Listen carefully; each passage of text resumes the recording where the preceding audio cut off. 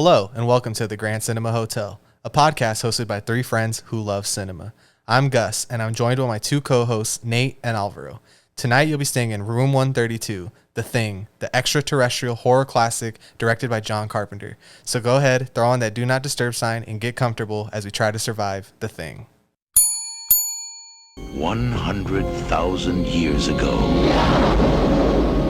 it found its way into our galaxy. An alien creature had frozen, but not to death. And man, it isn't Benny, is the warmest place to hide.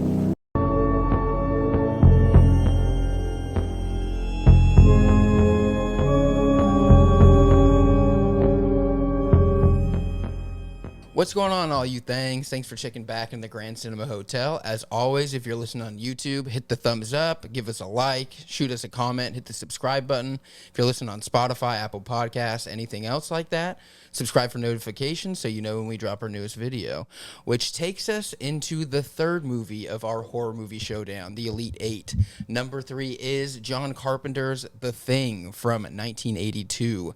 An absolute fucking classic, right? Masterpiece. Right? So I think we want to start off by talking a little bit about, where were we, how old were we when we first saw this, and what kind of impact it held on our entire lives. Because it's really one of those movies. If I had to make a guess, did you see it at a young age, Nate? I did see this at a young age. So I think you should go first because I already know me and Rose seen this around a similar time. Okay. So I think I saw this. I was probably I was young. I was probably 8 or 9. This is one where I did not watch by myself in the darkness of my room. Oh, yeah. We've unpacked a lot about Nate. I know, right? In this horror do you ever showdown. leave your fucking room now? But, no, I watched this with my dad and my brother. My brother was really young when he saw this. But, this was one where I didn't really know a whole lot about it, obviously pretty young, and saw it and was just blown away. I don't think I had ever seen practical effects like they have in this movie, and I just couldn't believe, even now rewatching it, but how realistic everything it kind of seemed, and it just felt different than a lot of other movies that I saw. And I think I don't know, it hit really hard with me. So. It's probably because it draws you in from the very beginning, no, it really does. Honestly. It almost kind of feels, it's not really an epic, but when I saw it, I guess I kind of had the feeling wow, here we go. This is a lot. Yeah, this is one of those movies, and ever since then, this has been in my probably top 5 movies of all time. Not even just horror movies. This is one that I hold near and dear to my heart, and I watch it probably every couple years. I love this movie. So, what about you guys? Okay, so I probably saw this movie somewhere between 5-6 years ago. It's when Ro and I really started getting into quote unquote real movies. You're let's dig into directors that we actually find interesting. So two of my big ones in the beginning that I was I want to start here was John Carpenter and David Lynch. So I had Ro just load up a thumb drive of every David Lynch and every legally downloaded movies. Oh, of course. Yes, Of course. I own all of them. No pirates. No pirates. way.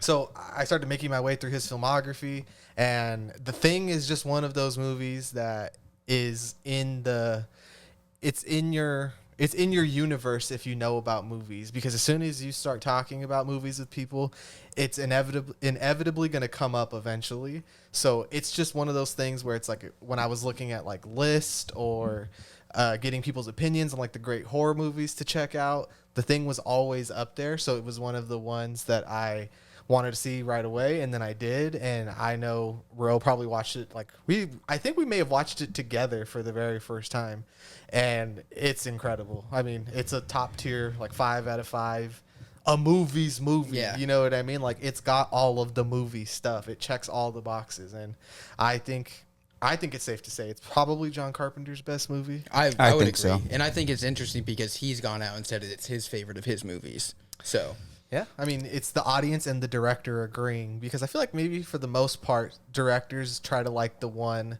that maybe most people don't like. Yeah. It'd be Paul Thomas Anderson being Magnolia is the best. Or QT being Jackie Brown is my favorite movie. Yeah. But and it's more of a way to just like up the movie to bring that relevance back to it. But no, I think this is a fan and director agreement that this is his strongest piece of work for sure. I think a lot of it probably has. He had a lot more money to work with this movie than a lot of his It's other universal. ones. It's not just indie. So yeah, I think that probably had a lot But to do with Ro, it do you too. want to talk about how you felt the first time we watched this movie? Did you feel good, sir? Yeah, I mean, the first time we watched this movie, I think we might have watched it here, right? Of course, to, like, this is the movie place.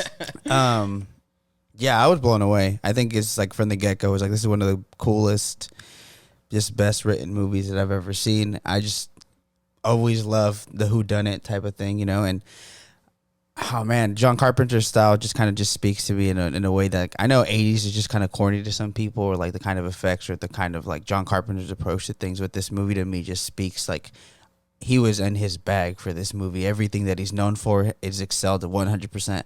I know when we earlier talked about Halloween, we kind of talked about how the score, he kind of overused it a little bit, but I felt like in this movie it is used a lot, but it's way more subtle, and it actually adds to the tension way more than it does like in Halloween. Because it's Ennio Morricone, dog. Yeah. Like, this is the guy. You know what I mean? Like, some of the most iconic scores, like The Good, the Bad, and the Ugly, which is, like, do I need to say more after that? No, you know? like, Yeah. But these two, and The Thing, and Hateful Eight.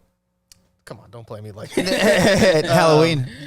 No, what are you talking about? The bad and the ugly. Oh, The Good, the two Bad, and scores. the Ugly, Oh. and The Thing. I swear he was trying to confuse me on purpose. Chip and Dale Rescue Rangers. Yeah. That's next week. Jaws. Okay, can you mute him real quick?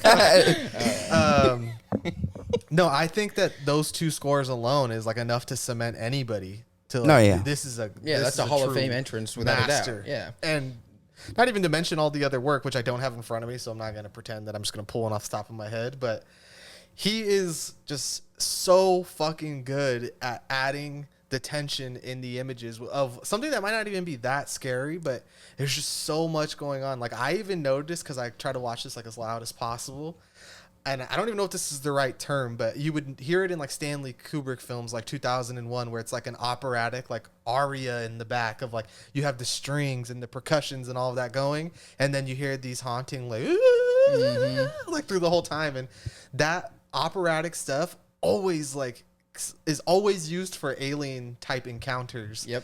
And even something like, I know you like The Fifth Element, right, bro? Like, there's that alien that sings opera and stuff like that. I don't know why, but I just feel like that's a funny little trope of like alien and opera are in the same universe. High art. Yeah, like weird high art. Yeah. You either got to use that or synth. Do you know what I mean? But and John Carpenter Abrasive uses both. Yeah. But I will say, just from the viewing, and that was before we had really dove into just watching quote unquote good movies all the time. It just stood out so We would just much, watch you know what I anything, mean? really. Yeah. And it really just stood out, and it stood out ever since. I think I've watched it once a year ever since. I mean, now that I collect physical, copies Media. of stuff, yeah, I have it in 4K. You got the shirt on right now. I have the shirt on. Yeah, like it definitely is like, I mean, you guys said it too, like it's in my top 5. It's just, to me, it's perfect in every way. And it also, I guess yesterday when I was watching it, I don't know how much it truly really leans, I guess, in now kind of looking back into like the horror elements of it, but it is the entity of an alien. It is one of the most horror driven themes that you could do as a human, you know what I mean? Like the unknown is always just in general arguably the scariest thing. It's true. Because, I mean, honestly, like when I was younger, obviously, like a lot of the horror aspects came from the thing itself. Like the transformations and just like how disgusting everything was. It's just like, dude, what the fuck Yeah, is it's this disgusting. blob of mass? Like, you know what I mean? But the older that I get and every time I rewatch it, it's almost like the isolation and the paranoia and the anxiety aspect of the movie. Like that horror aspect has almost trumped the body horror of the actual thing. So this movie just has a whole lot going for it, I feel like. Like he just capitalizes on so many different aspects of what would be horror. And like I know we even talked about too when we were doing this horror movie bracket that we wanted to keep a lot of the sci-fi horror movies off. Yeah. But I think that we ended up deciding that this seems to be, it's almost kind of hard to say, but more of a horror movie than a sci-fi, just because of, I don't know, like I like to think of it as like the set and the setting, like, like this. It's not really about why the alien is here. How do we stop it? Let's just let's study it, which is what a lot of cheaper movies would turn into. It is just about so it's sci-fi, but it's like Lovecraft sci-fi. Yeah. You know what I mean? Like, it's about the unknown and the terror that these men are going through.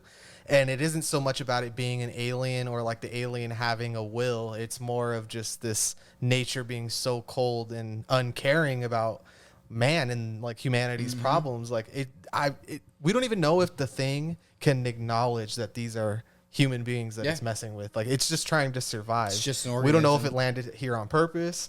We don't know anything. And that's the whole Lovecraft aspect of it. And even the appearance of the thing itself, right?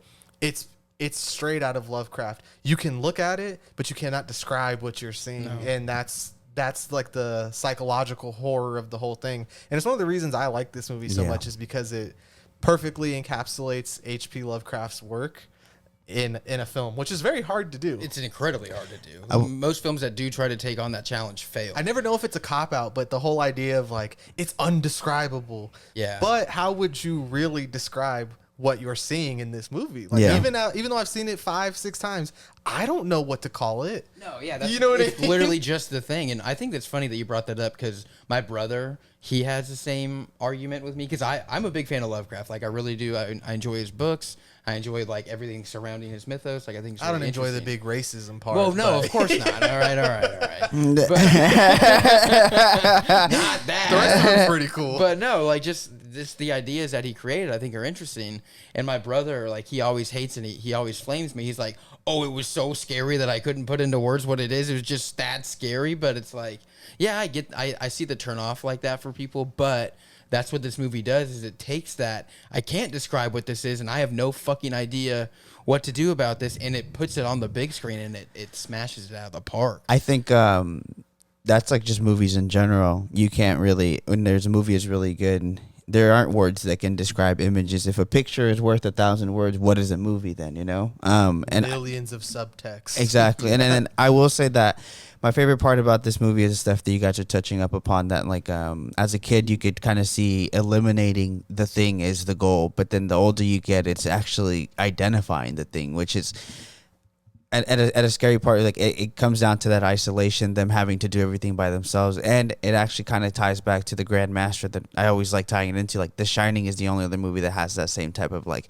that isolation is gonna make you crazy, and it kind of that is the forefront of why the movie is so scary. Like what Nate is saying, that's why I think it made it into the horror bracket as opposed to Alien, is because Alien is more on the sci-fi side, but that whole isolation, being in Antarctica, being in this cold weather, it just seems like it's the worst conditions for the worst thing that could happen. And I just think everything about this movie is so good, and the ambiance is created by John Carpenter. I think he's the best director to have brought it back up, and he has such love for the original one. Yeah. So he knew how to,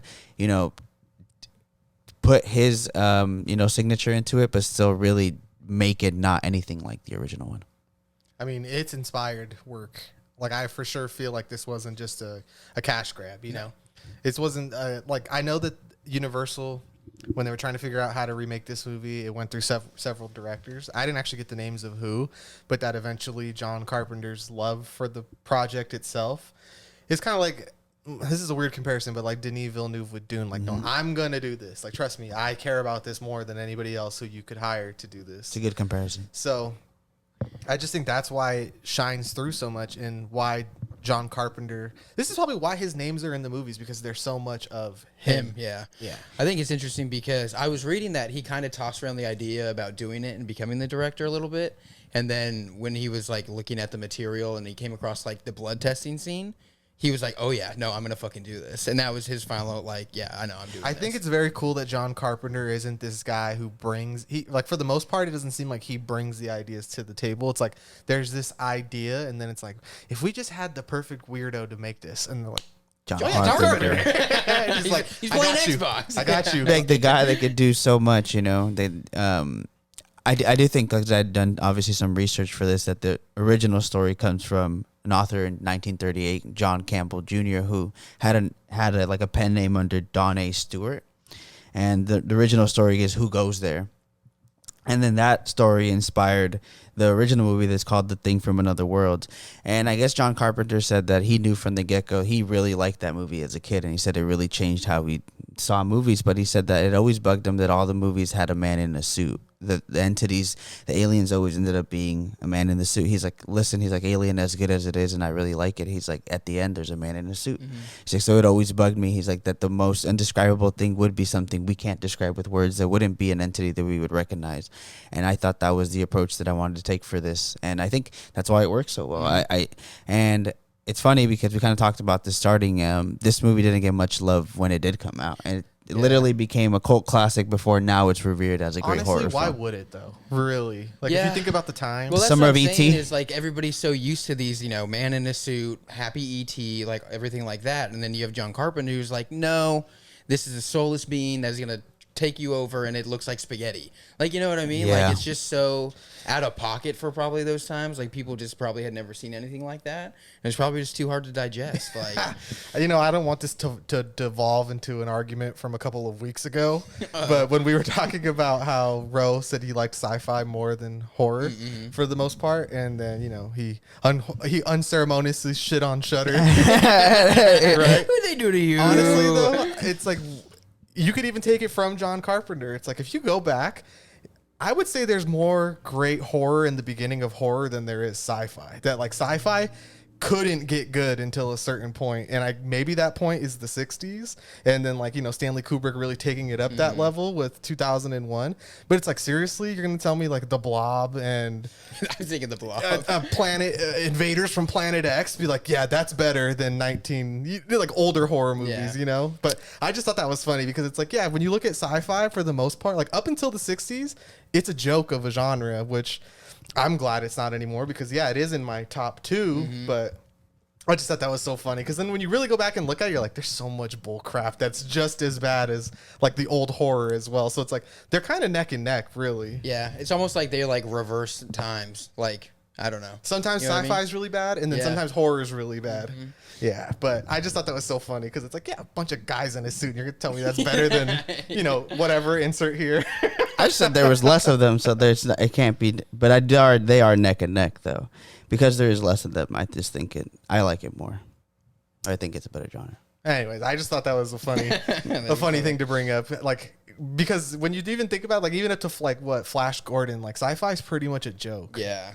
Or it's like it's not even B movie. It's like C movie, Pulp Fiction novel, like crap basically. Yeah, pretty much. And horror has always had these elevated roots even from the beginning. Like some of the stuff we wouldn't even think is that scary is because it's more about like the psyche, I feel like, and that they didn't even have the capability of showing that off at the time. Yeah, that's true. I don't know. It's a never-ending conversation. There's no right answer, but I felt like I never even had a rebuttal the first time he said it because I was in such awe of the disrespect to the horror genre. But we can move on from that. I just had to have that sidebar. I will say though, in terms of, you did bring up like Planet X or whatever, that is better than Nosferatu.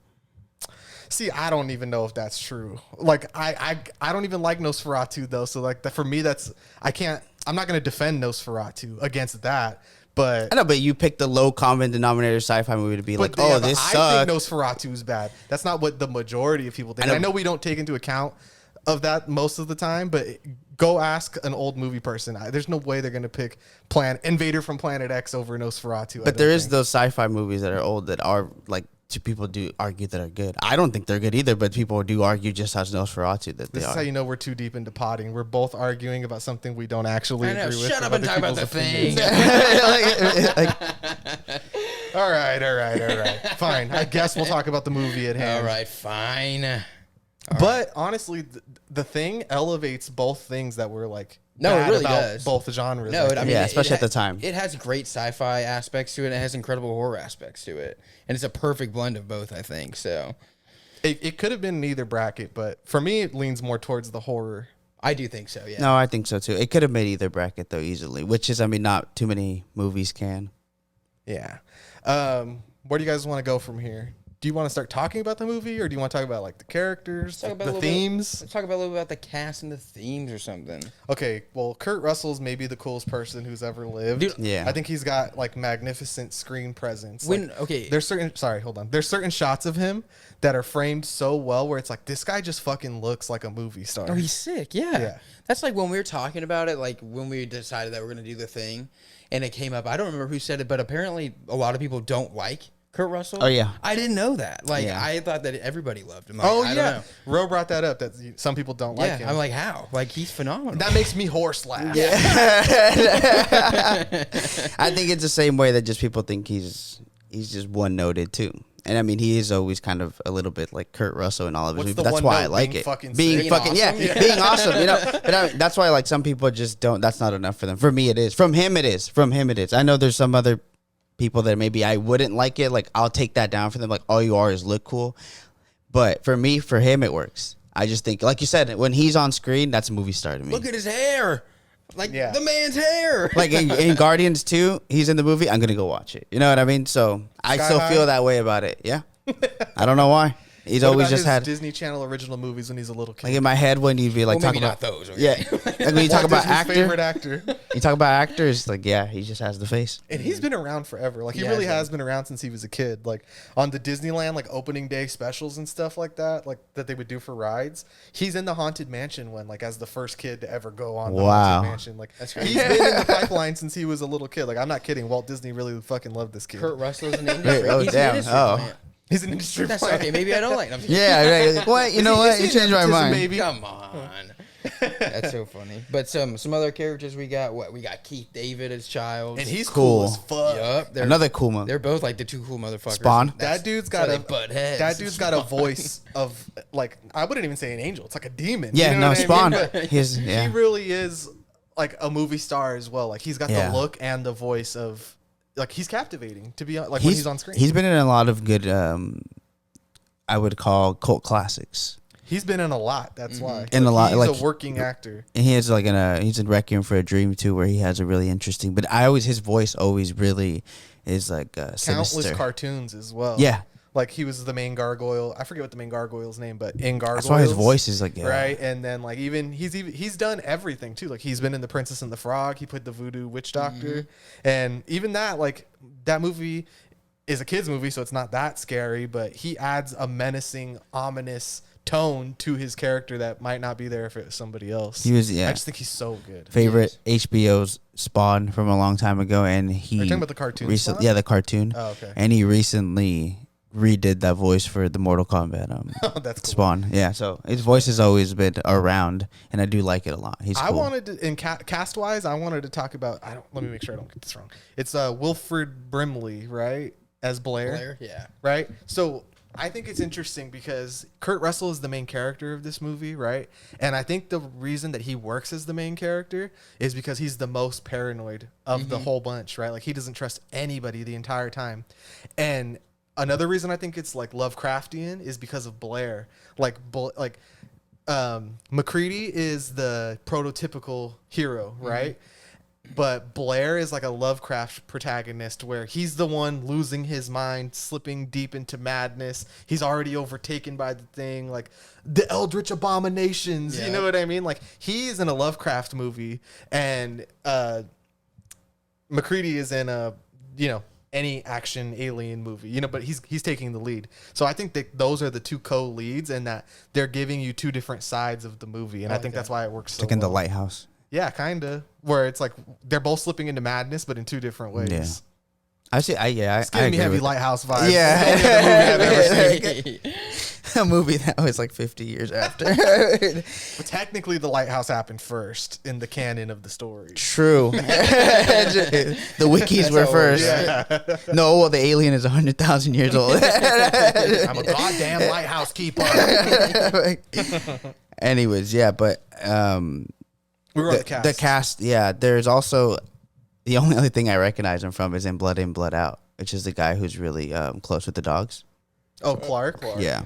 Yeah, and he's sketchy from the beginning, right? Because he's He the just first seems one. off. His yeah. character is the MacGuffin. You think His attitude in the movie is as if he was possessed Yeah. by the thing like within 2 seconds. You think he is, and he's too. just pretending that he's not. Like I'm just gonna stay quiet and look around, and it's like it's almost because later on we see that like sometimes they lose the ability to talk because they have like the alien voice, I guess you would call it, but he gives off that like attitude that he couldn't talk anymore, even because he's very quiet. You know what I Yeah. mean? And he's very subtle with what he says. It's like a few words. He says a lot in a few words, really. That's what I like that he was the red herring. Is that everybody just thought that that's the one that has it, or and even when he was talking about the role, how he first went to the thing. He's like, I can't remember what role I actually first auditioned for. He's like, but then when I read the roles, I was like, what about this guy? Like, I really like this guy. And John was like, well, why? So, well, because he seems recluse, and he from the get-go already just wants to vibe with the dogs. So it seems like he's on a different page than them. And obviously, in a whodunit, you're not going to trust the guy who already doesn't trust people. Exactly. But what's it's kind of just falls as a red herring for the whole movie because he's not it. So that's what this movie does so well. Is it just like even rewatching it? Like I think it's always fun to try to trace like, okay, well, when did this happen? Like, how did this happen? Like, you know what I mean? Just following the characters around. I noticed that the cast at no point in the movie is ever completely in the same room. No, they're not, and that's what makes it so difficult. And it's part of the like I think the theme of the movie, like which we'll definitely get into later, because I think this movie is saying a lot of different things, right?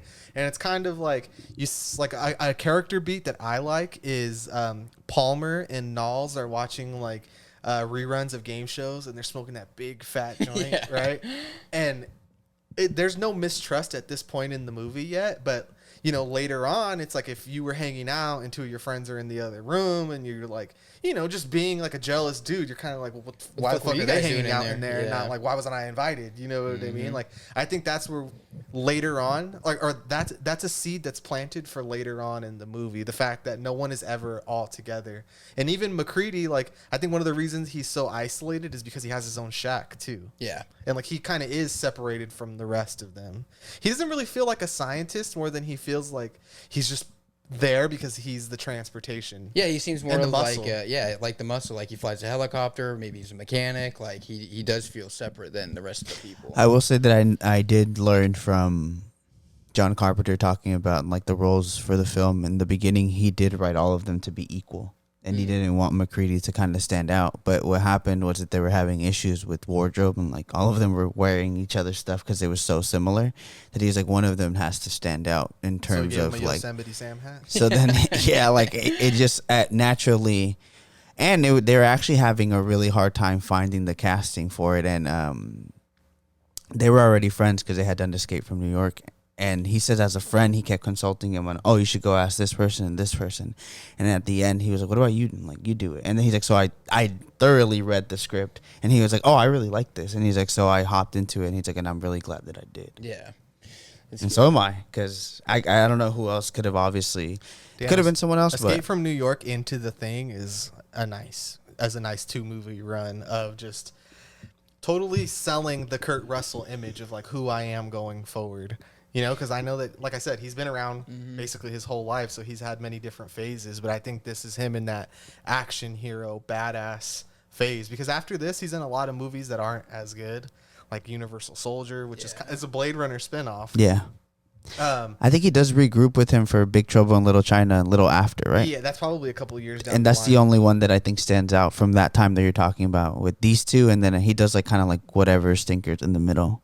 I mean, I'd have to really look at his entire filmography, but I do think that this is probably his best actor-director combo of his career. Yes, I think so. Yeah. Not James Gunn, no. No. Do we need to start talking about this movie? I mean, we were on the cast. I feel like we need to bring up that this cast is very well-rounded, too. Everybody kind of has their moment.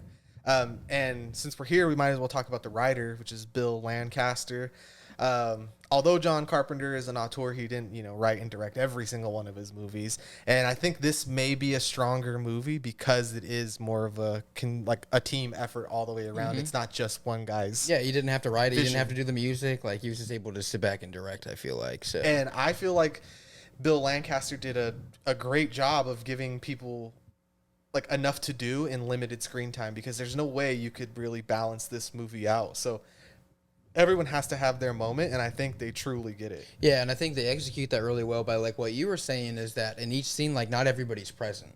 Like you don't always have like, except for maybe like 1 or 2 scenes, you don't have this group of like 8 or 9 guys that everybody's trying to fight to maybe, you know, shine. Like you do get like a lot of scenes with like 2 people, and then you get a smaller actor gets his chance to shine, and like so forth and so forth. You know what I mean? I do like that this movie, from the get-go, the first scene, and I wanted to bring this up actually when you said you watched it as a kid, in terms of feeling like it's an epic. I feel like from the first scene, you're already in the shits. It never for a second stops, which is, some movies try to do that, but you're so lost. Like, okay, wait, you didn't explain anything. But this movie keeps, like, the gas is on from the beginning, and then it takes those small little pauses to give you, like, humanity between the characters. And then you start to question, like, you know, you start to see, oh, this guy doesn't really interact with the humans, or this guy kind of feels a little fishy. Like, when they ask, he's like, oh, you should take over. He's like, I don't feel up to it. It almost, at the point after rewatches, you're like, did he already know that he was infected? You know, and stuff like that. And I think the movie, that's why it feels like an epic. It's so, the gas is on from literally as soon as it starts. This movie reminds me of like a kaleidoscope, where it's like you turn it and it's never exactly the same every time you watch it. You're kind of like, well, damn, that makes me think that he knew earlier, or how is McCready not it, but is he? And like, why was this put there? Is it just to make me think that? Like, what am I thinking as, like, what I'm seeing as an audience and what's actually happening in the movie kind of feel like 2 different things at certain points. Because, like, the red herring, the whole thing for me, why it's really interesting is that the dog goes up to that character first, and he really resonates with the character that doesn't talk to the rest of them. But it's like, why didn't the alien take any time? Was it because he didn't get him alone? Or it's like, but there's other sequences that it just feels like he just needs to touch the person to become that person. So it always bears the question to me, why did it choose who it chose? And is there deeper meanings to who it chose? No, it's true. It's interesting. Like this movie basically turns into like a giant game of like Clue that is constantly evolving and changing, and I think that's what makes it really interesting. But like what you're saying, like it's something that John Carpenter does, where he leaves some breadcrumbs, but they don't lead to any specific place, really. You know what I mean? So you see all this stuff, but you're not really sure what it really means until you see the outcome, you know? Correct. And I think that basically starts with one of my favorite scenes. It's at the beginning. It's when the dog is first, like, enters the base, and it's walking down one of the hallways, and the camera ends up, like, backtracking and, like, follows the dog. And the dog ends up going to, like, a room, right? And you see the shadow. And it's just like, okay, so maybe you think that the dog's going to get this. But John Carpenter is like, he's so paranoid about people, you know, thinking or figuring stuff out, that he didn't even use one of the actors to create that shadow. He just used somebody else on the set to do that. To like, so like, you can't figure it out. It's none of the deeper movie level. Like, it's for the audience. Yeah, it's like not part of the story. He really is like putting that out there. Like, something's going to happen, but you're not going to know who it is until like the reveal. You know what I mean? Exactly. So I think it works really fucking well. Synopsis time. Do you think it's time to talk about the plot of the movie if you've never seen it? Yeah, I mean, so we're about 30 minutes in, and we've just been pretty generally talking about the movie. But if no one has ever seen this movie, how would you explain the plot? Okay, because I feel like you do this the best out of the 3 of us. The plot of the thing, if you've never seen it, it's basically, so you have a group of U.S. scientists that are in this base. They who knows what they're doing? Antarctica. I really don't remember what they're doing, but they're scientists, right? And everything's going normal, and all of a sudden, you see basically a helicopter comes in, and they're chasing a dog. Okay, and you're like, okay, well, what's happening? Why are these people chasing this dog? What's going on? These people, they're Norwegian, whatever. Some stuff happens to them. And basically you have this dog, which is this ancient alien that can take the form of any person. And it basically runs through their camp, and you have to figure out who is the alien, what is the alien, what do we need to do. It's basically, that's the movie. And then it becomes a whodunit. Yeah, because mystery. Exactly. Because this is an alien that can take the form of any living thing. Because for the longest time, they don't really understand why the dog is being chased by the helicopter. And I mean, even the Nords come out of the helicopter and start shooting at them. They're dropping grenades out of the helicopter to try to blow this dog up. I forget which one, but one of the characters from our camp gets shot within the first like 5 minutes of the movie. He takes a slug in the leg. And he ends up saying later, he's like, I got shot today. Can you put the music down?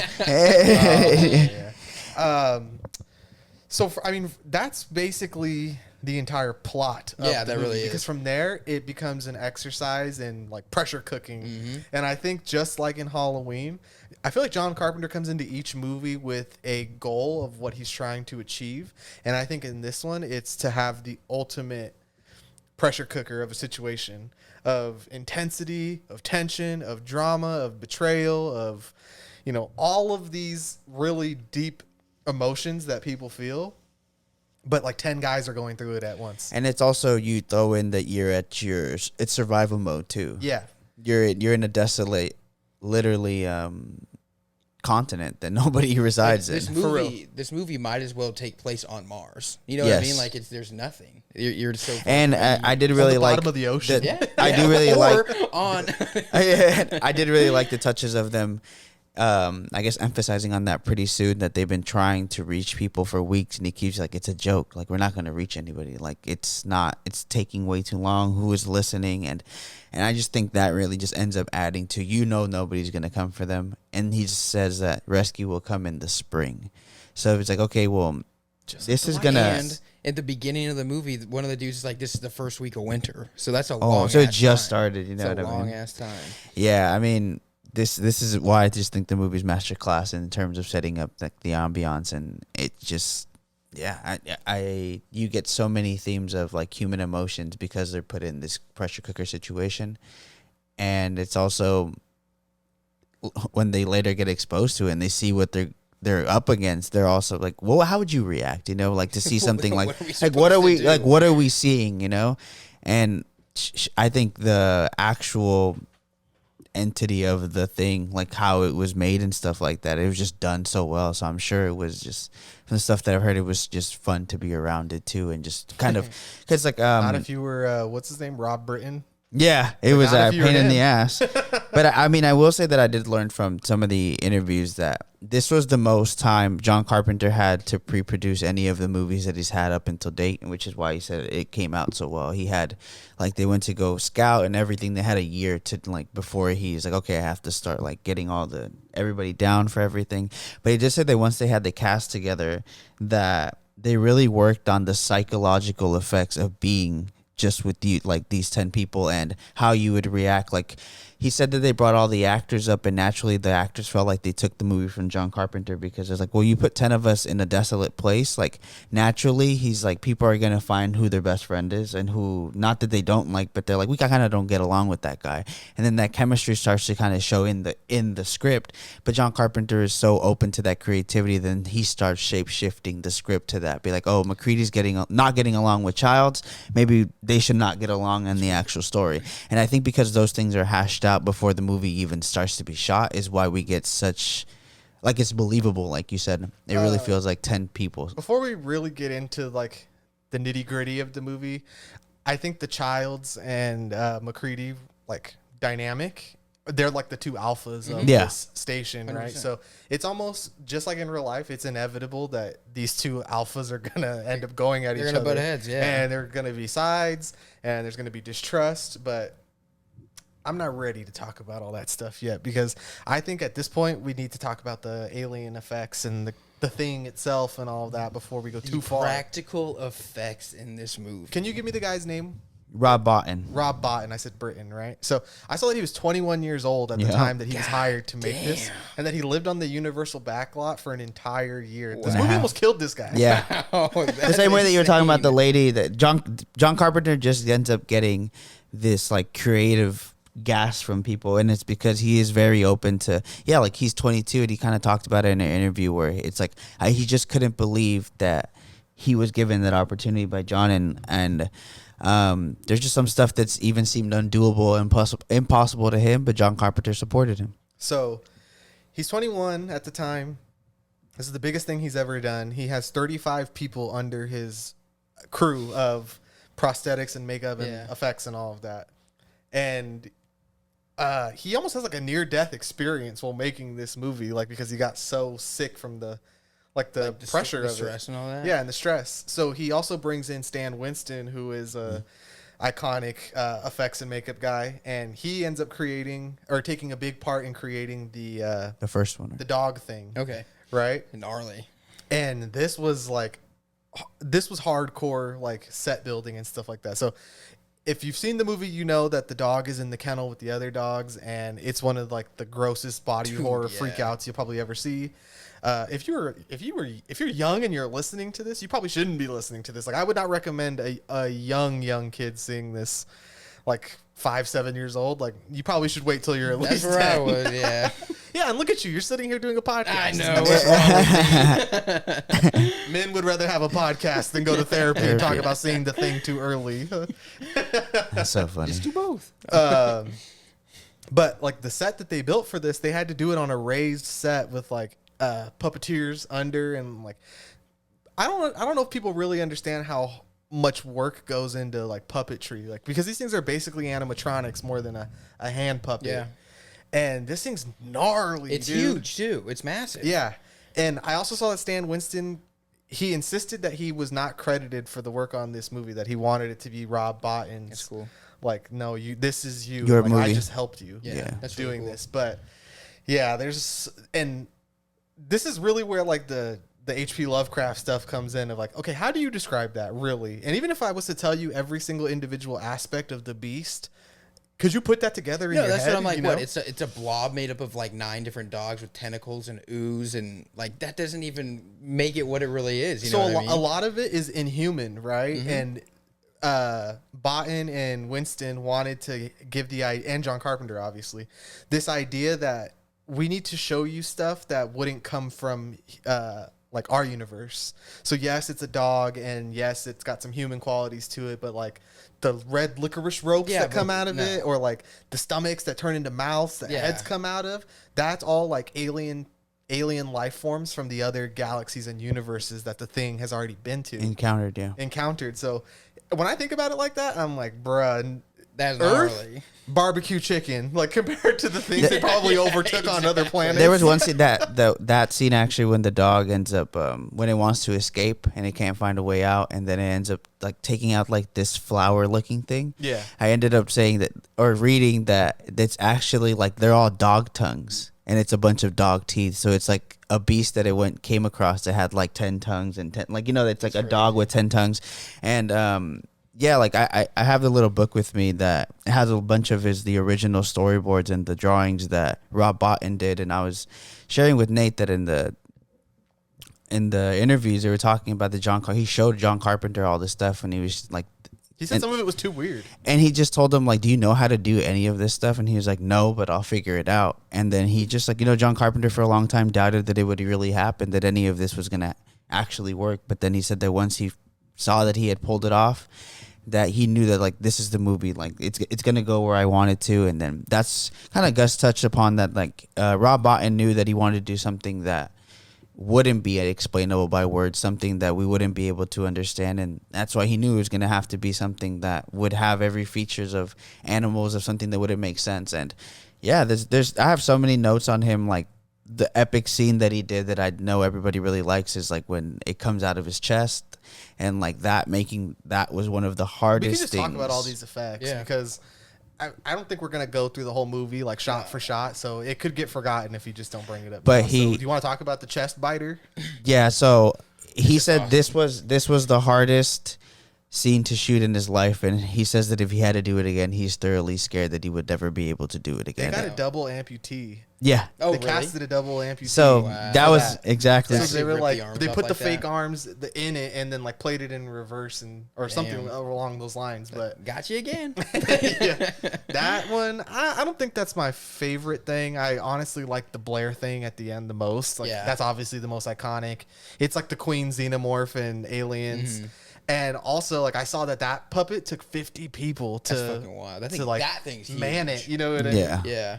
No, my favorite scene, which also ties into my favorite practical effects, is the blood testing scene. That is cool. I think that scene is so good at creating all the tension because you just have no idea who's gonna pop positive. You know what I mean? And then when COVID, yeah, exactly. But then when you see, you know, that Palmer finally does turn, and that thing that he turns into is horrific to me. And then he bites windows his head and starts throwing them all around the room. And I don't know. That scene always sticks with me.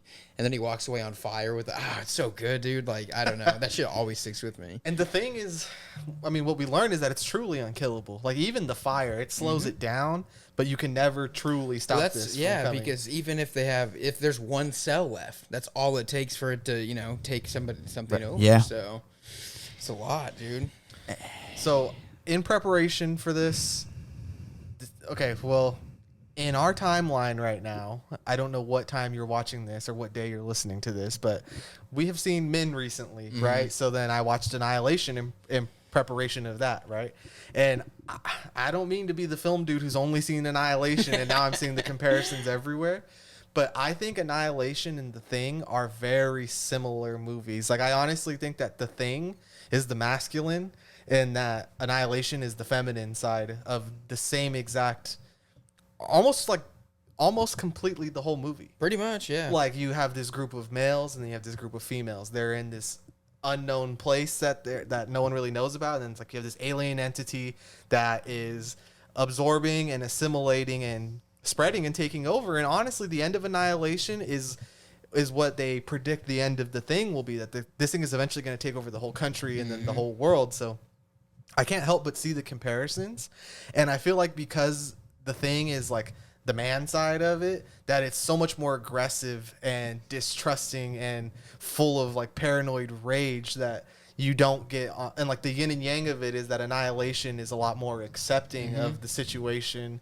and it's a lot more calm and peaceful and beautiful. And then like even to the end of The Thing, it's like Windows like, I'm not the fucking thing, stop saying that. Exactly, you know what I mean? And in Annihilation, they completely accept the idea that we are changed because we've already walked through the threshold. There's nothing we can do now. And I just fucking love both of these movies so much.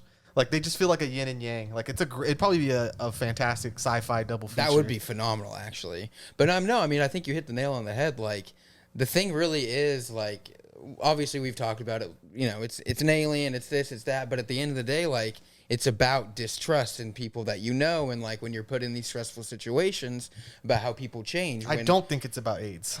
No, exactly. I think we all can take the stand and say that. We don't think that's what it's about, man. I mean, the stories. I think He did say 38. he did say it could be if he wanted it to be about Yeah, AIDS. but he said that about everything. He was No, he like, said it oh, could be, McCready, like- it could be this, it could be that. It's meant to be It open. could be COVID. You know what I mean? In 20 years, people are going to be like, yo, that was a good COVID movie. People did say that, or they kept using the little bits from it during the pandemic from Yeah. The Thing, be like how people feel right now. You know the video of the it's like it was right when COVID had started, and it's the video of all the dudes and they're standing outside. And he's like, "Stop touching people with your hands." Yeah. Like, that is The Thing. Yeah. That is masculinity and how it would be like how you would deal with this issue of like the distrust and paranoia. I mean, you have people like what was his name? The dude that did with the dogs? Clark. He's the dog man. Right, because even like what we talked about, there's this huge distrust towards him because he's already kind of an outsider, spent a lot of time with the dog, and he ends up pulling a knife on McCready and tries to kill him, and then we come to find out him and McCready are both not infected. So you see how this whole situation really plays into like what we're talking That's when about. Childs tells him, he's like, so you're just a murderer. Yeah, so you're just a murderer. Killed two people. Like, well, he did pull a knife on me. Like, what are you supposed to do? But at the same time, like, yeah. But that's another one of the things that I love about this movie compared to like a lot of other horror movies, is that in this movie, like, I guess you can call them the victims, but the people, like, they're smart.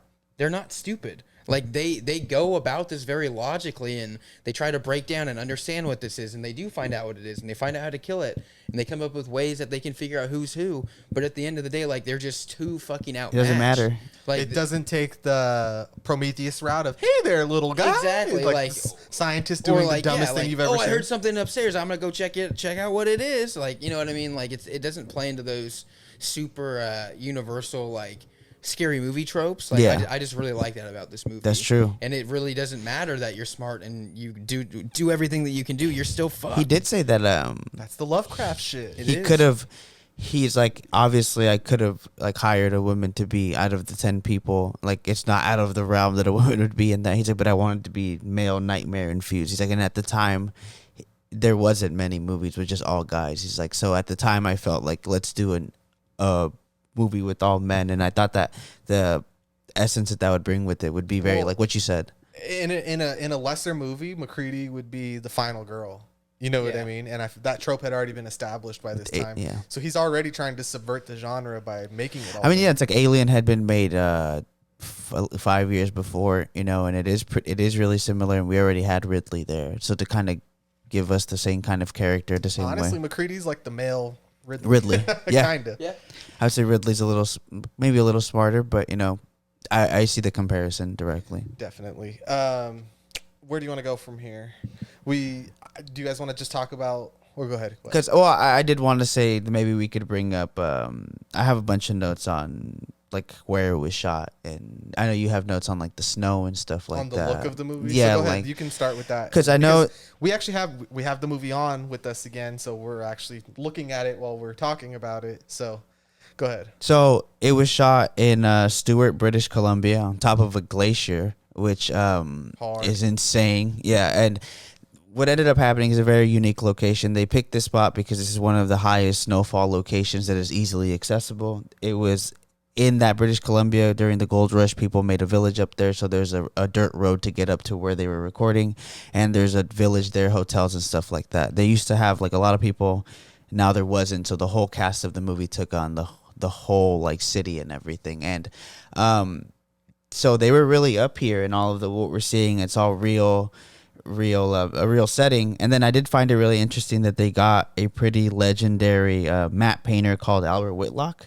He worked with Alfred Hitchcock, like that's how old he was at this point. And he like he's you know, old Hollywood used to do those matte paintings a lot instead They're of fantastic. like, yeah, and he's like legendary, like one of the best ones at it. And they got him for obviously like where they have the scenes where the spaceship is on and he was up there with them. And a lot of the time he said that like he would be up there and they would have to like, there was this specific story where they said he was waiting for specific light to be able to paint it that way so that it matched perfectly with the scene, and that the helicopter kept running and running with gas, and that at the last second he was like, we need to go now. And as they're going up there, he's like, I think I'm gonna run out of gas, like the guy who was driving the helicopter. He's like, and what'll happen if we run out of gas? He's like, well, we're gonna have to sleep the night here, and like I don't know how many of us will survive being in this cold.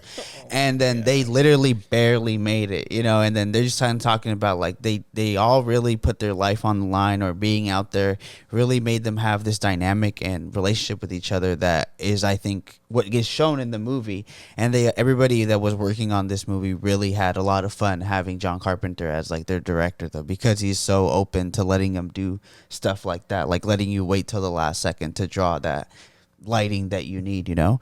And that's a lot of the stuff that like it being shot on top of a glacier, I thought was just, you know, really cool, because it's just that's the best part of the movie, I think, where it's shot. It just is so desolate. So that leads into what I was looking into about the look of the movie. So we have the movie on, and it's the opening sequence, and I think that this is just so like gorgeous. You know what I mean? Like it really has these beautiful snowy landscapes and vistas that can only be captured like this on film, right? Yeah. This is another reason why film is fucking badass.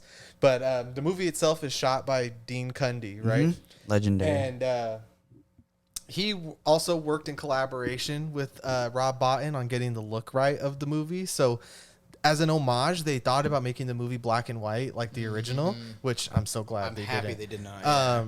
Universal was hesitant on that. They were like, well, the first movie is not considered this. It's more of a cult classic than it is like great cinema, right? So I don't know if we really want to try this again and make the same mistakes or whatever. But they decided to add like a lot of blue tint to the movie, and then a lot of matte and neutral colors. So like if you notice, a lot of the guys are wearing like gray and brown and stuff like that. And then to achieve that like cold look that the movie has, it's the muted blue that they use throughout the entire movie to just like John Carpenter felt like that white doesn't convey the cold as well as blue does. Yeah, for some reason. It's true, like though. those Coors Light cans when they turn blue. When the mountains turn blue. No, it's true.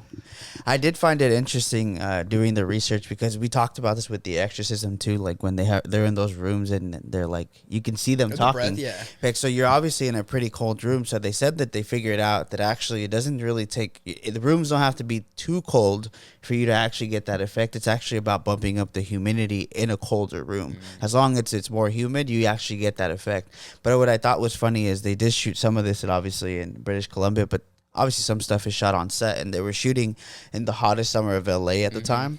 And so they said they kept getting sick because they would walk into like that cold type of like humid atmosphere, and they would walk out and it was like 100 and something. Yeah. And then they would have all of that clothes on. And said at one point when they would go to lunch, it was so hard to get that makeup off that they would just go to the Universal lot wearing all that stuff. So the guy who ends up getting shot in the head, he said he would go get like his lunch with like just all the prosthetic bullet wound on his head. He's like, and he would tell the lady, he's like, just sit me in the corner in the back, so nobody has to really question what's going on here. Yeah, I did read a little bit about that. They were saying the sound stages were like 40 degrees and outside it was like 100 plus. It's Correct. Like, damn, yeah, that's crazy. I mean, and yeah, I said people were getting sick all the time, which I mean, I would imagine so. But I mean, this movie, really, they went really above and beyond to just get the look of it down, and I think that's why it worked so well. Something I thought was really interesting when I was doing some research is that I was reading that the British like Antarctic like research teams every June 21st they watch this movie. It's like a holiday for them basically. Oh wow! Yeah, I think it's kind of funny. Do lifeguards get together and watch Jaws? Yeah, it's like, but could you imagine being there just watching the worst thing that could happen? Like that's isn't pretty this funny. fun? Yeah, like I would kind of like to go back a bit and talk about the time that this movie was released and the reception it got at the time. So it came out the same day as Blade Runner, right? And within the same summer of E.T., right? And I think we all know who the winner is in that one. Yep. I meant to bring this up earlier, but I think because of the time that like America was in, like it's the time of American exceptionalism and being pro USA, USA number one. You know, you got the Cold War, you got all these things going on, and that this is just too negative for the people of the time. yeah, no, I would agree. I think that's what we're talking about. Like, yeah, like E.T. is just so happy and friendly and you know all this, and this is just something like people had never seen before. Okay, we like this movie more obviously, Than but come on, E.T.? do Yeah. you really want to be in this situation, or do you want to be in E.T.? No, you E.T. want to be in E.T. E.T.'s a homie, dude. You know what I mean? Exactly. But no. I mean, I wouldn't want I wouldn't want the alien encounter I have to be the thing. Yeah, if aliens are real, I hope it's E.T. Like, I pray to God this is not real. Like, this would never happen. It didn't. Yeah, it didn't. I think it played more into once the country became a little uneasy with not trusting people. That's when the feelings that the thing gave you. It's that's about when AIDS. Like that's when it bounced back. Because I mean, it literally happened 10 to 20 years later, where you said because first it just kind of picked up a cult classic, and then now it had really a lot to do. He's like, a lot of people just ended up seeing it on TV all the time. It got shown on TV all the time. It's what happens now. Movies flop, and then they're on demand, and people rent them in the comfort of their own home, and they're like, this is kind of rad. Yeah. It's just crazy to me that two of arguably, I know in our eyes, like two of the best movies ever come out on the same day and just totally flop. Like, And I think that's kind of crazy. And I mean, it's just really interesting because Kids are going to love it. I Yeah, did think that the thing hasn't like changed at all since then. But like Blade Runner did technically have its theatrical release, which was bad apparently. Yeah. You know, I haven't seen it, so I wouldn't know. But I think there is that interesting that the thing hasn't had to have like a recut or a director's like. It's the same movie. In It your just opinion, resonates better. Is the thing better than Blade Runner because it didn't need 7 different cuts and a million different versions to get it right finally? I mean, overall, I do enjoy the thing more than I enjoy Blade Runner altogether. So, but I mean, yeah, the fact that it's the original movie compared to, you know, honestly, all the recuts, yeah. I think I like the ideas of Blade Runner more, but like from an economy standpoint, like I think I'd watch the thing more because I can watch it more times. Yeah. And it's more accessible to a lot of people. Like you could, let's have a few drinks and you guys want to watch the thing instead of like, yo, it's time to open your mind, bro, to Yeah, the yeah. possibilities of what it means to be oneself. I will say though that it is interesting that I think Nate's talked about this before, that Ridley Scott has 2 of probably the best movies ever that were like, he had to cut them later and they're like, no, look at my version of these movies. So I don't know, maybe if Ridley Scott, whoever he was making the movies with, wasn't just given as much creative freedom as John Carpenter was for the thing, you know, maybe Universal was more tolerant to try to give him like creative expression. And maybe Ridley Scott at the time, they were like, no. If you had a time machine to go back to only view one of these on opening day, which one would you see? The Thing. I'd see the Thing. You'd see the Thing? Yeah, I think for I sure. would. I feel the same way. Like, I just think that horror experience would be so much more fun, That would be fucking gnarly to see that in theaters. Like, that'd be crazy. I'd be looking around like, You guys see what do this you guys shit? think with your Yeah. 1982 brains, right? right, for I real. wish. That'd be Dude, so but nice. Something else that I thought that was interesting, just kind of bouncing off of the initial reception of this movie, is that the composer of this movie, which I know we kind of talked about the music a little bit, but what, Ennio Morricone, that's his name? Yeah. He did the score for this, and he also did the score for Django and when that came out, Quentin Tarantino's movie. But he used this leftover score from this movie, from The Thing, in Hateful Eight. And he got nominated for a Razzie for The Thing For The score. Thing, yeah. And he won a fucking Oscar for The Hateful Eight. So it's almost just kind of like, Yeah. you guys really just wanted to shit on this movie, didn't you? They Like, you couldn't did. even like see past. Maybe you didn't like the story or the violence or whatever you want to talk about, but the fact score? that you overlooked the score and gave it a fucking Razzie, like, it almost makes me think like you guys didn't really judge this fairly when it came out. But It's so exaggerated, but that's what makes it so good. yeah, that's and what I it think is. that's like Ennio Morricone is a heavy-handed composer as well. Like, it is about him in those moments, you know. And like, I know a lot of people think it's a detriment to the score when it overtakes the movie itself, like when the score is making itself known instead of just being like feeling natural to Yeah. the shifts and tones in the movie. But when you have somebody like this, you gotta let him cook. Let him shine, yeah. Like he's one of the best for a reason. Like, so yeah, Yeah, definitely like 10 out of 10 score. Yeah. Like when I was watching the alien encounter scene yesterday in prep, I was just like, dude, this is so good. Like I it's so raised good. it. I cranked it as high as it could go because I wanted to hear it. Dude. My This favorite is- sound that it does is right when it starts to begin, like the dog transformation. It goes, those little streams go. Yeah. That sound, I'm like, oh my It's a god, lot. it's so creepy. what do you think is like your overall favorite scene in the movie? I think I'll just touch on. I think I said it earlier, but my favorite overall scene is the blood testing scene. I love that part. I really do. That is the full. That's the culmination of You get everything, yeah. It's a heading of all the tension and the anxiety that's been induced throughout the whole movie, and then you get an incredible payoff with the transformation. I think. I think mine is the discovering of the Norwegian or the. Base. Oh, and they go. Is it Norwegian? Yeah, the It is Norwegian, Norwegian, right? yeah. He says it's Swedish as a Swede. joke. What does it matter to me? Huh? I think that's my favorite scene. It's just because the set design is incredible. It's so simple but super effective. It looks like something that I know I bring these up all the time, but it looks like a maze that you're walking does, through. yeah. You know what I mean? Like the way it is built too, it's like it's leading you towards it. Like there's nowhere to go except towards this thing. Like you can't miss it because it's just where you're headed once you walk into this thing. And then the music and then like the reveal of the spaceship and everything. And just that total moment of like, oh fuck, this is bigger than any of us could have imagined Yeah, like that it would be. something is wrong. Like something really did happen. And I love that post this scene, the movie doesn't really spend the rest of its runtime trying to do I believe them? Do I not believe them? It's very much like, well, we're all scientists, so I'm telling you something and let's just go from here. It isn't questioning of like, they must be crazy. They didn't actually see that. It just leans into it. Yeah, they're very logical about everything, Yeah. which I like. So I think that's my favorite scene. What about you, Ro? I think my favorite scene might be the chest stuff when he just like chest when his burster chest thing? bursts and takes his I think I meant the arms. chess when Kurt Russell pours the drink into the computer. Oh, in the I'm like, are you beginning? serious? That's your favorite scene? Yeah, but in the entire yeah, movie? he's like cheating. He's just Cheating a cheating bitch. bitch. Yeah. No, the chest popping up and taking his arms. I think that whole segment is the fact that I found out that it was really disgusting to shoot. But I think when his neck stretches out, Yeah. and the fact that I learned how that was made and that it's a lot of like just plastic and bubble gum just made to stretch. And I think to me what really tops off that scene is that when the head walks off. You gotta be fucking kidding me. Yeah, and then so you see it as a spider, and then I just think that's when they find out too that like it doesn't need a full body to even That's when be they an realize entity. how fucked they really are. Like that's when he said like as long then he does the blood test because he's like, well, any part of this thing is gonna want to survive on its own entity. It's not one big thing. It's like all of it becomes little different organisms, which I think is once again just really good story writing to give you just how crazy this alien is. It's the same way that having all of these weird things that you wouldn't recognize because it's been through so many dimensions. I like how we know all of that without actually being told any of that. It's all shown to us.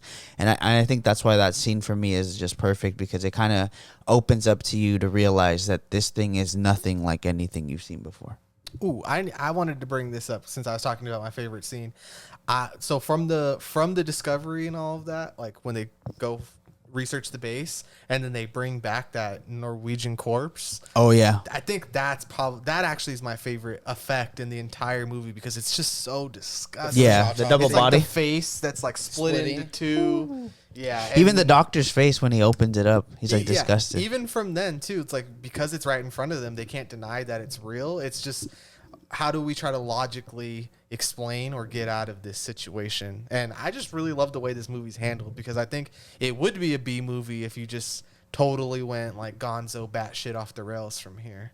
I think it's respectable because they're scientists and like you said, they approach, or Nate said, they approach everything like not dumb characters. They know, well, we're going to approach this with science. And once they find out that it's an alien or whatever, like you said, they don't really think like, no, that it could never be that. Like, well, no, it's that. It's for sure that. They don't spend the runtime questioning what's going on. The runtime is, to me, is well survival. spent. No, Yeah. I think so too.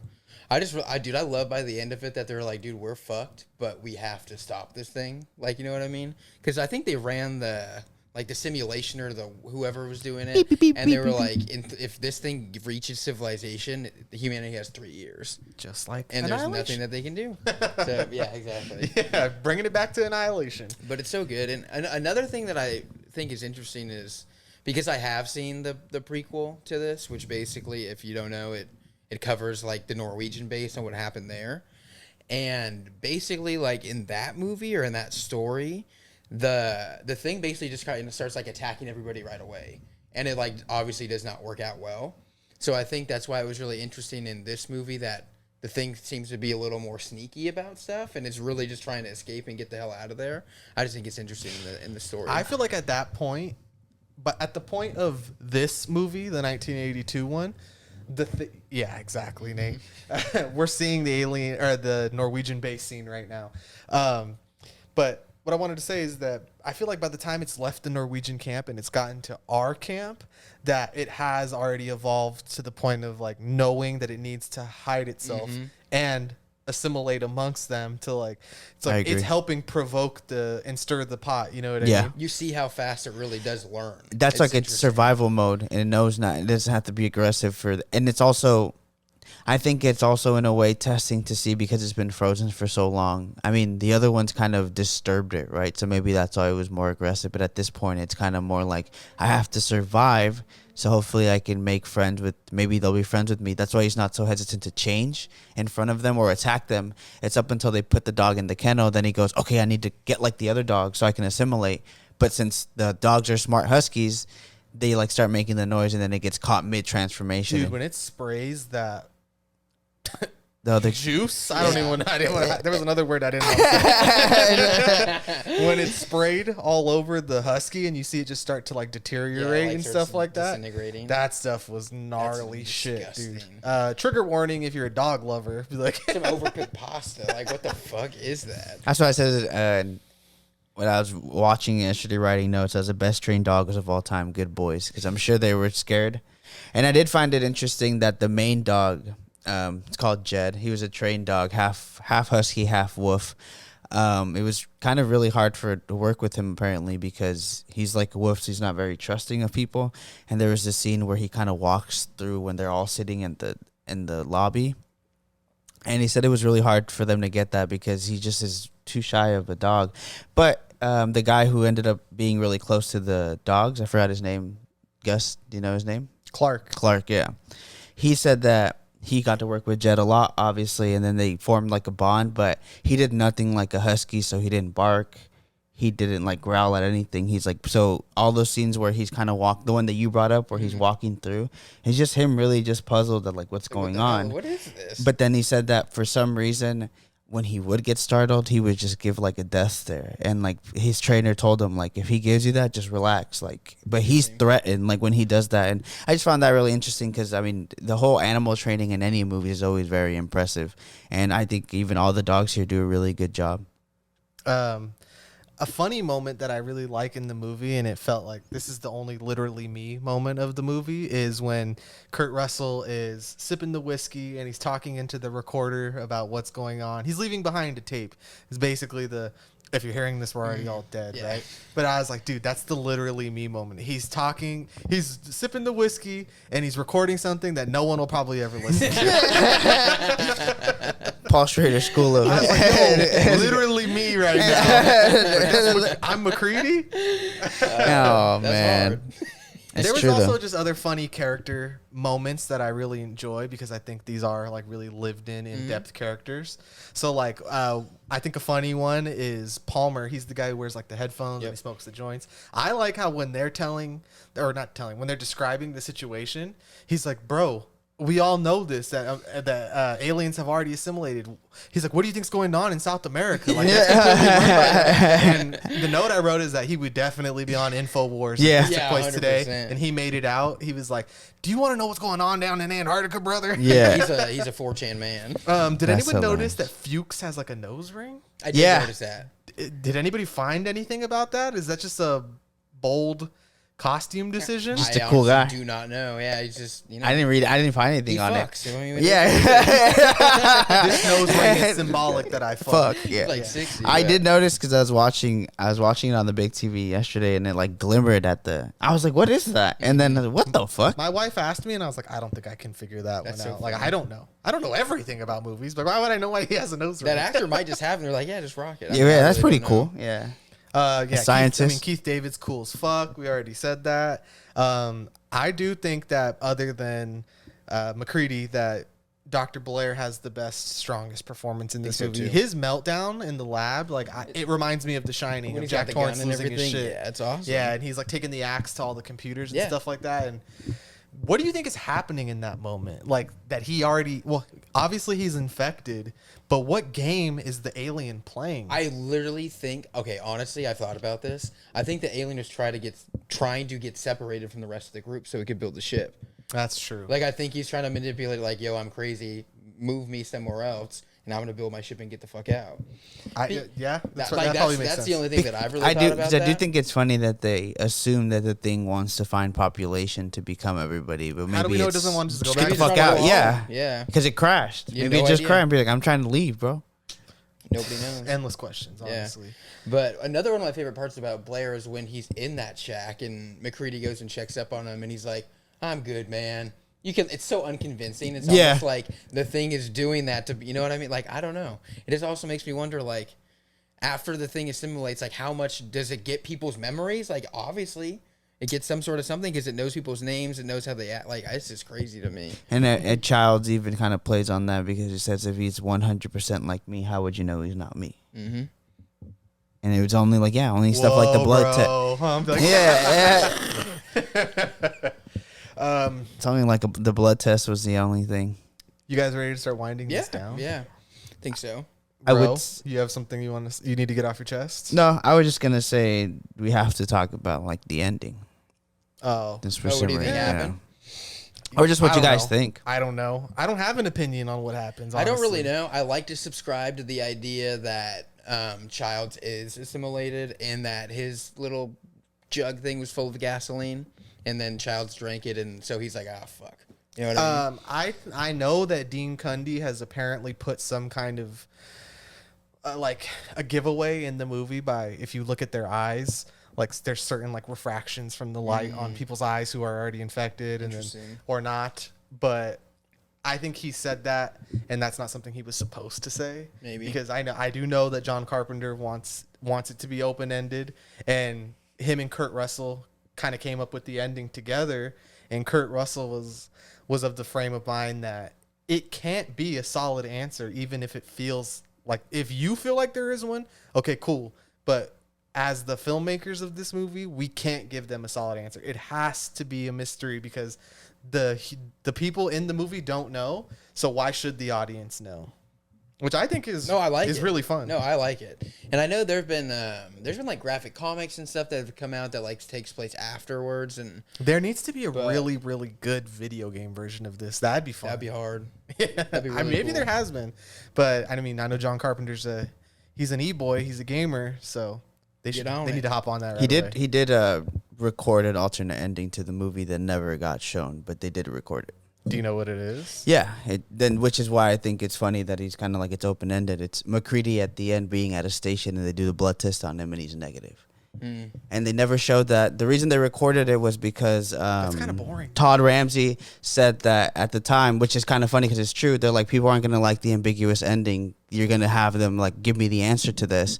And I think if you want more of like that solidified, the people feel like, oh, I know what happened, that you should record this, but test it in your screen footages, or like when you're testing the movie, see how the audience receives the two different ones. But John Carpenter said ultimately at the end he felt that his version, that what they worked on with Kurt Russell, was better to what he had extracted from the original story from 1937, which was to leave it open ended to this thing we don't understand it, so necessarily you don't want to understand the ending. So I never looked into the alternate ending, but since you have, I feel like you're the only one of us who has had time to think about that.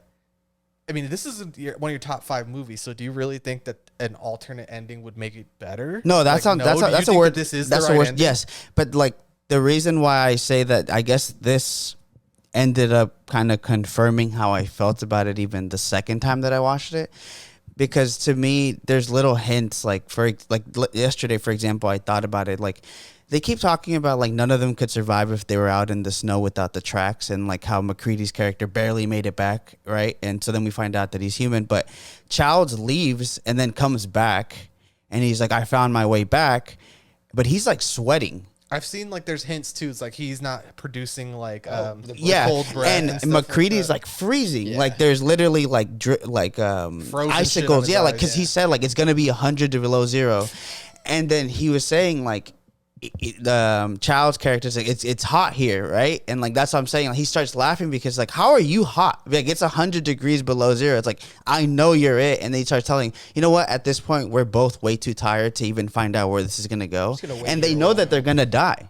So it's like, fuck it. Like, who cares? We're both going to die here. So at this point, we're so way too tired. And then I think yesterday, I didn't find about this until I checked out the special features after watching the movie about that they shot the alternate ending. But I did feel that I had gotten enough hints on this last watch to think that Childs is the thing. And I don't think that... I mean, this could go on forever. Yes, but then how does he pass the blood test? If he is that the thing assimilating to the point where it doesn't give away its?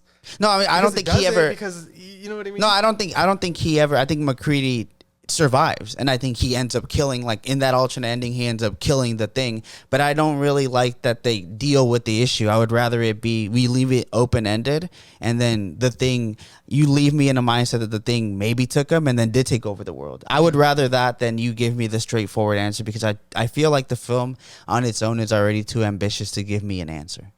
So. Yeah, like I feel like if McCready's not the thing, and then they don't show the actual ending of like, well, what happens from there, that it's like, well, what was the?